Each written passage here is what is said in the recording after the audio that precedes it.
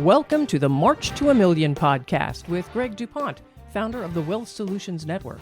In this podcast, Greg shares his journey to positively impact 1 million lives by creating an army of financially minded attorneys who embrace an expanded role in their clients' lives. Greg and his guests challenge the status quo in the legal profession and the financial services industry, and show attorneys how they can improve their lives, provide greater value to their clients, and experience greater professional satisfaction. Join us in this movement and strengthen your business by learning how to solve your clients' most pressing financial problems.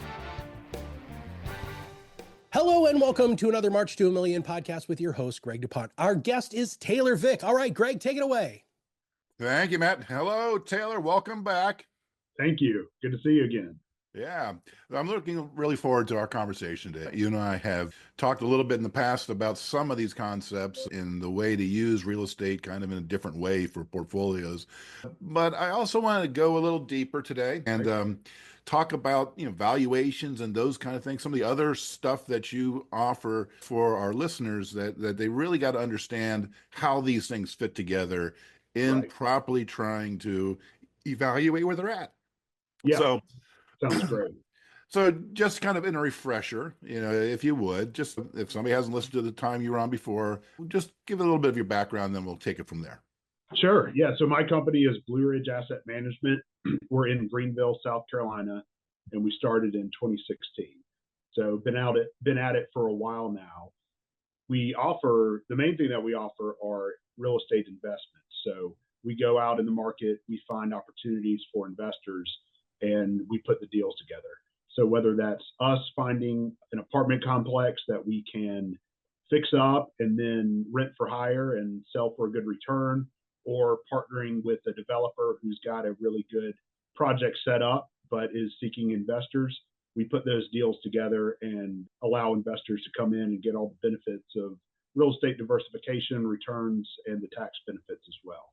Some other services we offer are asset management services. So people who have portfolios of real estate, we step in basically in the owner's shoes. So a CEO type position where the owner is more of a chairman, and we run all the operations of the real estate portfolio. So that may be property management. We do property management as well, but we also do things like keep lenders updated, loan renewals, seeking new financing, buying and selling of the portfolio, coordinating the tax returns with the CPAs, overseeing the accounting, basically everything you have to do as an owner that your property manager doesn't do, we step in and fill that role. So works well for families or for investment groups where there's a lot of partners. So I'm going to kind of look at that and break it down to some bullet points as I hear that. Yeah. So for people that have their own holdings, you can come in as the property management arm, essentially outsource all of that stuff that makes being a small-time manager of a couple of properties a pesky proposition, to say the least. Your team can help families that way if they've got themselves a nice little portfolio and they said, hey, you know what? I want to be more autopilot than actively managing these properties. So that's one way, if I'm understanding correctly. Another way is if I'm looking in the horizon here and I'm seeing all this stuff going on in the marketplace and going, wait a sec, I don't want to put money into the stock market. I want to make sure that it is where it needs to be and still growing. You offer the possibility to kind of syndicate into some real estate. So am I following that correct? That's right. You got it. Okay. And then thirdly, if I am a person that has built myself a portfolio of real estate holdings and I want to move into retirement or whatever, and I'm tired of all of this, you and your team can help with exit strategies, how to unwind or otherwise minimize your exposure from your portfolio so that you can, shall we say, retire with confidence. Yeah, that's right. And kind of along with that, on the retirement side, we can also set up the portfolios. We do the management. So if it's something that's going to pass on to the family or something you want to keep and not divest yourself of, we can step in and run the entire thing. So if you own it yourself and you're going to give it to 5 children, nobody wants to run it, we can come in and run it professionally for all the family members or the investment partners or however the setup is. Now, our recent conversation kind of came at things from a different angle, personal conversation. You are a certified financial analyst, and you've had that background that has been the basis upon which you built this business. But that is the ability to, you know, to analyze opportunities, to track numbers, and all those kind of things that, although I'm a financial guy, that type of work makes me sick to think about. And I had a business client that we used your services to come up with a valuation of the business. So let's talk a little bit about how universal some of those concepts are, whether you're talking about in that situation kind of a family-owned restaurant business with some ancillaries, or a portfolio of real estate properties. How do those valuation metrics go across industry so that you're able to help people as they're trying to figure this stuff out? Yeah, so I think in general, it's really important to look at everything as a whole and see how those things interact, not only from a risk and return type perspective, but also a tax perspective. So, yes, I'm a chartered financial analyst, which is a financial designation, one you'll see a lot of times with hedge fund managers or mutual fund managers, but it's also used a lot for business valuations. Then my father is also a CPA who works on business valuations with me as well. So what's important there is getting a good understanding of the value of your business. A lot of times it comes into play during these same situations we kind of discussed, where maybe someone's retiring, they want to sell to other partners, or they want to sell to their family, or maybe even a third party. So coming in, providing a value of what that property is worth, or excuse me, what that company is worth, or what 10% of that company is worth, or what 60% of that company is worth. Those different situations, there's different values. If you're only getting 10% and you have no controlling interest, that's going to be 60%. It's not going to be 6 times that. You're getting controlling interest in other aspects. So all those things come into play, and understanding the value there is important, but also understanding if you sell it, what are the tax implications? How do you mitigate those, and how does that interact with your other investments and your other things causing either tax losses or tax gains? We do those valuation services, but we also consult around how to best kind of execute those things. Gotcha. And a few episodes ago, we had a guest on that was talking about some recent IRS rulings with regard to estate valuations and those kind of things. And that's part of the reason why you and I were talking privately. For years, I've had this impression from what I had been told by other, accountants and CPAs and whatever, in terms of an estimated cost for a business valuation. I'm sure many business owners share the same thought that this is a hugely expensive undertaking, whereas our guest the other day pointed out the downside risk of not having regular valuations, meaning maybe not necessarily annually, but regularly on a periodic biannual or whatever basis, depending upon the state of the business. So that's something defensible. And you shared with me a much more reasonable approach to pricing for that. So to the extent that you're comfortable sharing how that structure looks like, so I've got a business. I've got maybe 5 different real estate holding companies or something like that, generating a couple $1 million a year of rents rolls. What am I looking at if I'm coming to a guy like you to say, okay, as of this snapshot, January or December 31 of 2024, I put a defensible valuation of X on that. So what kind of ballpark are we looking at for something like that? Yeah, so those are all very important. And I think, are you getting at kind of the price of the valuations or the implications of different holdings there? Yeah, exactly. Yeah. So if I'm doing, many of the listeners to this program are estate planning attorneys that have people that they're hired to make sure that their state is in order, and they've got a profile like that, some real estate holdings, whatever. And the client says, well, I think it's worth this, but we as fiduciaries have an obligation to go a little deeper than that, to say, well, we need to have somebody that has credentials, lack of a better way of saying it, to say this is the value of it. So when the IRS comes back to your family down the road saying, where did that value come from? We can say, well, we had it professionally appraised. So for an engagement like that, I don't want to scare a client off and say, hey, this is going to be, $30,000 for us Right. to have a valuation done of your handful of businesses, but we got to do something different than what you and your buddies say the thing is worth based upon rent roll. Yeah, yeah. So all that's very important. One consideration with something like that is a lot of times people say, well, the property is worth this and the mortgage is this much. So you subtract those two and I own 25%. And so multiply that by 25% and that's the value. But especially if you have a partial holding, that's less valuable than a full holding because it's not very liquid. It's hard to sell at 25% ownership in something. So we apply discounts and things like that for those types of situations. And also the way the operating agreement is set up, the way the cash flows flow, so to speak, the way control, ownership, management is done can all affect the value. For something like you've described, that's kind of an ongoing valuation, we start our pricing at $2,500 as long as that valuation takes less than 10 hours. If it's more than that, then we may add on some hourly rates. But the idea there is that we're able to put together a valuation for the client themselves so that they can have something on an ongoing basis.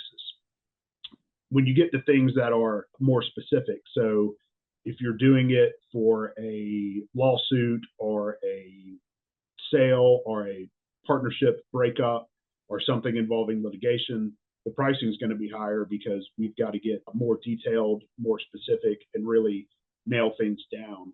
But to get a good estimate of value for kind of an ongoing type situation, we do have a package that's priced pretty inexpensively at $2,500. And it sounds like the process that the business owner would go through to get to that finished product would be, number one, if you're really running the business by the books, shouldn't be that much work to get to that point. And number two, being able to go through that discipline of, call it every couple of years, of going through this process, pegging the valuation on what would be appreciating property if it's a real estate holding, typically. That puts you in good stead in terms of business practices to go to the bank and say, hey, we're buying this next property. Here is our valuation. Here is our valuation history. And we want to add to the portfolio by you giving us a loan of $1 million for this property set. So yeah, in different situations, the things that are important to consider are what the valuation or why the valuation is being done, because that can result in different valuations. So if it's something like going to a lender for a loan, there's a certain way we would do the analytics there. If it's selling to another partner, that would be different. Those situations are all important and all things that we can help with. So I'm curious about that. So you've got the same data set and those variables skew it one way or the other for whatever purpose. If you go in, you're getting your jewelry appraised for replacement value versus sale value. They're two different beasts. But if you've had a relationship with the client based upon, we've got our first one going and we're having a whatever review on these things, and then that seems to me like based upon that initial data set, they can call and say, hey, Taylor, we're putting together a loan package for XYZ Bank for this project. We need to have the appraisal updated for that purpose as opposed to our estate valuation process. And that should be, if I'm tracking, that should be a nominal investment of your time. So not a huge additional cost for that new appraisal for that purpose. That's right. That's right. So yeah, that's exactly right. Yeah. So under that type of perspective, you serve as a very important partner for people like that going forward. I guess the question would be, have you seen in your journeys and in looking at deals and just the exposure you've had to the industry, how many people that own, we'll call it a five LLC portfolio of properties, for lack of a better way of putting it, smaller, but still almost growing in an enterprise level. How many of them kind of have a relationship with their CPA that they get that type of service from for the valuations, that type of stuff? Is this a gap out there that you've seen? Yeah, I definitely see there's a gap. And a lot of times the CPAs are focused on the tax return.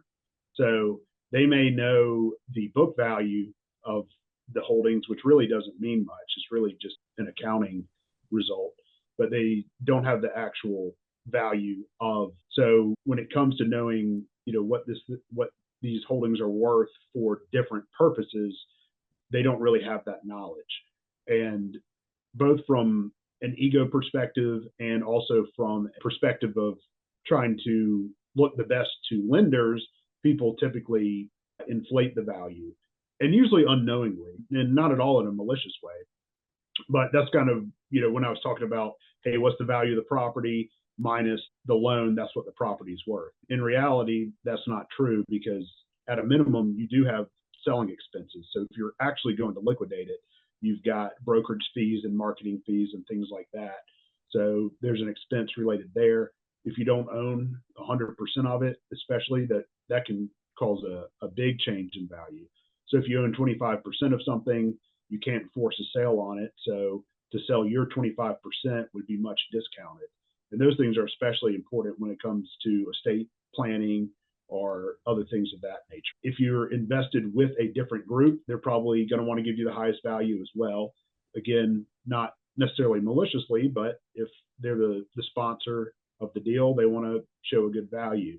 So really understanding what your investments are worth takes a lot more work, and that's something we're able to help with. Also on the tax side, is an important consideration too. So say it's worth this, the mortgage is this. If I sell it, I can take the difference and invest it. That's not necessarily true either. First off, what you think you're going to get from the sale is probably incorrect. And also the amount of money you'll be able to actually invest afterwards may be incorrect because of the tax considerations. So all those things are hugely important. It's a very detailed study of how the operating agreements work, how the property sales process works, what the value of the actual properties are, to get to a valuation that makes sense, and so that you can understand what it's worth in these different scenarios. So, one example would be if you own 25% of something and a partner in the business wants to buy it out, that's going to be a different valuation than if everyone's together and wants to sell it to a third party. So there you're selling a partial interest, and you're selling a partial interest to someone who already is invested in it. So they understand it very well. So they have a different knowledge set. And that's also going to affect how much they own. So if it takes them if you're selling 25% and it's going to take that person to 60%, that's a very different valuation than if you own 25% and you're selling it to someone who owns 5% and it's going to take them to 30%. So understanding what it's really worth in all these different scenarios is extremely important so that you can plan appropriately for different exit strategies. So when we're talking about exit strategies like that, if we're dealing with additional complicating factors like, one of those partners have died, yes, and we haven't taken the steps of having a valuation done ahead of time, then we've got a complete and utter mess that we're dealing with at that point in time. Yeah. But in that type of a situation, I imagine that throughout your history, many of those type of situations have turned into opportunities for the procurement and the syndication side of your business. That's right. What we see a lot of times is you've got a father who has purchased a lot of real estate throughout his career, has taken management of it himself, at least the asset management part. Maybe he has property managers, but other people in the family or other partners aren't really aware of what's going on with the real estate, what the values are, how to maximize those values. And as people retire and get towards the end of their career, they're not as focused on it. They're not maximizing value, things like that. So a regular valuation can help, saying, hey, this is what the value is. This is how the value can be increased. And then us taking in that asset management role can be important too, because if that person who's been running it is no longer able to, we're able to step in his shoes, so to speak, come in and manage it so it doesn't have to be liquidated, or it doesn't have to be liquidated at a low value if the value hasn't been maximized lately. So all those things can have huge effects on the financial situation of the remaining partners or family members in the investment, both from the sense that they may not be getting the best sales price because he hasn't been maximizing the value, or from the sense that, hey, we've just got to sell this because we don't have anyone to run it. So to underscore that, it's sounding to me like for somebody that has been spending their time in building wealth the way that historically has been one of the great engines of wealth, real estate, they've gone kind of non-traditionally that way, meaning they haven't gone the 401k route that others have gone. They've got this portfolio of real estate that they're proud that they've built, because there's a lot of equity and sweat equity in those typically. But now they're trying to figure out, how do I maintain this and move on into my future and not have to worry about the headaches day to day? Or I'm realizing, hey, I might just not make it many more years. I've got mortality on the horizon. Partnering with someone like your team, that can kind of not only give them greater security and certainty as to their cash flow from that, another set of eyes, as it were, to preserve the capital value, and not, and I guess I'll say, instead of my own, if I was that person, my own inclination, which would be to maybe cut down on investing on it to preserve my margin as opposed to doubling down for growth. Your team would be more inclined to pushing preservation of the value of the business with the idea that at the end in our relationship, we're taking over and buying you out at some point in time, but we have this transition period here. We're dating, and you're out there enjoying the fruits of your years of building this portfolio, and knowing that we've got a partner at the tail end if you pass away quickly without expectations, Right. or you decide it's time to shut the books on that venture. Right. So we could, what happens a lot of times is something happens, that person is no longer able to manage the real estate.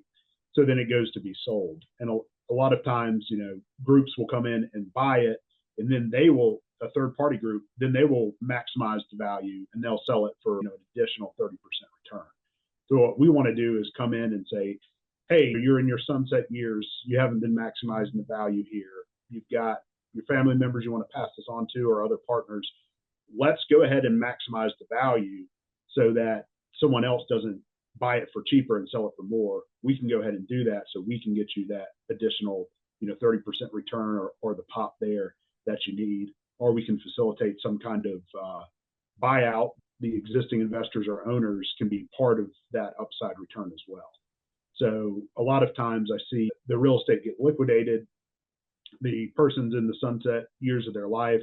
They haven't been keeping it up as well as they could, either from lack of knowledge of how to maximize investments, especially if they've owned it for 30 years. A lot of things have changed since they've bought it. They may not be aware of current trends.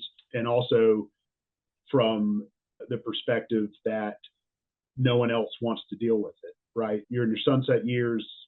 You may not want to deal with it much, but hey, no one else does either. So you sell it at lower value than you could if you've got a professional in there who is working actively to keep the value as high as possible. Matt, I'm going to ask you to jump back in here and take us home in just a second here. But before then, I've got one more question for Taylor. We recently had, talking to you on your side of the management of the business, meaning of real estate and syndication. We recently had a guest on about alternative investment tools, and that's part of what you guys also offer down there. For me as an investor, I can become part of a syndicate pool to buy properties. So I don't have to deal with it myself, but I get the benefit of that alternative asset class. Can you just address briefly how that kind of stuff works for you? And then, Matt, you can take it home from there. Sure. So if you look what's available for investors, generally they either have to buy the real estate themselves, which is risky and lumpy, meaning you got to spend a lot of money to do it, or you can go into the public market and do something like a REIT. But that's really a market instrument that operates more like a stock as far as the value people are willing to pay for the shares. And what we offer is direct investment in the real estate. So you don't have to write the check for the entire amount. You don't have to manage it yourself. You're just a partner in it, essentially. And you get the benefits of the real estate as well. So the tax benefits and things like that flow through to you, where with a public investment, they may not. So you get all the benefits of the real estate investment without having to do the work of finding the property, writing the check for the whole thing, getting the property, working on the rehab and the eventual sale and things like that.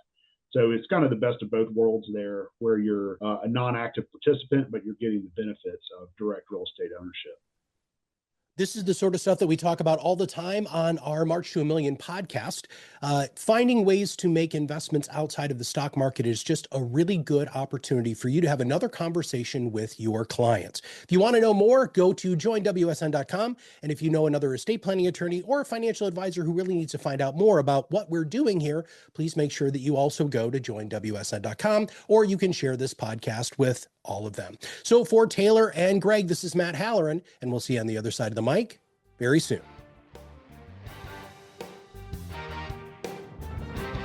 Thank you for listening to the March to a Million podcast. Click the follow button to be notified when new episodes become available, and get in touch with our team by visiting our website at www.wealthsolutionsgroup.biz, or give us a call at 614-432-8065. The information covered and posted represents the views and opinions of the guest and does not necessarily represent the views or opinions of Wealth Solutions Network. The content has been made available for informational and educational purposes only. The content is not intended to be a substitute for professional investing advice. Always seek the advice from qualified financial service providers with any questions you may have.